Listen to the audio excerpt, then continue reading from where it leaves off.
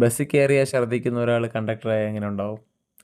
അതാണ് നിങ്ങളിന്ന് അറിയാൻ പോകുന്നത്. 2016 നവംബർ 21-നാണ് ഞാൻ KSRTCയിൽ ആദ്യമായിട്ട് ജോയിൻ ചെയ്യുന്നത്. അന്ന് എനിക്ക് 19 വയസ്സേ ഉള്ളൂ. അപ്പോൾ ഞാൻ സിറ്റി ഡിപ്പോയിലാണ് ജോയിൻ ചെയ്തത്. അന്ന് ആദ്യമായിട്ടൊരു ഡ്യൂട്ടി പോയത് നെട്ടയം ഈസ്റ്റ് ഫോർട്ട് ഒരു ടേക്ക് ഓവർ സർവീസായിരുന്നു. വലിയ തിരക്കൊന്നും ഉണ്ടാവില്ല എന്ന് പറഞ്ഞാണ് എന്നെ ഡ്യൂട്ടിക്ക് വിട്ടത്. ഞാൻ 19 വയസ്സേ ഉള്ളൂ എന്നുള്ളതിൻ്റെ വളരെയധികം പാനിക്കായിട്ടാണ് ഞാൻ ഡ്യൂട്ടിക്ക് കയറിയത് തന്നെ.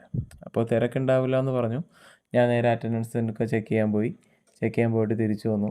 തിരിച്ചു വന്നപ്പോഴത്തേക്കും ഒരു ബസ് വളരെ ടൈറ്റായിട്ട് വളരെ തിരക്കോടുകൂടി നിൽപ്പുണ്ട്. സീറ്റിലുള്ള പിള്ളേരും ജോലിക്ക് പോകുന്ന ആൾക്കാരും. രാവിലെ 7 മണിക്ക് തുടങ്ങുന്ന ഡ്യൂട്ടിയായിരുന്നു തോന്നുന്നു. അപ്പോൾ അന്ന് എന്തൊക്കെ ഉണ്ടായെന്നുള്ളത് എനിക്ക് ഇന്നും ഓർമ്മ കിട്ടുന്നില്ല.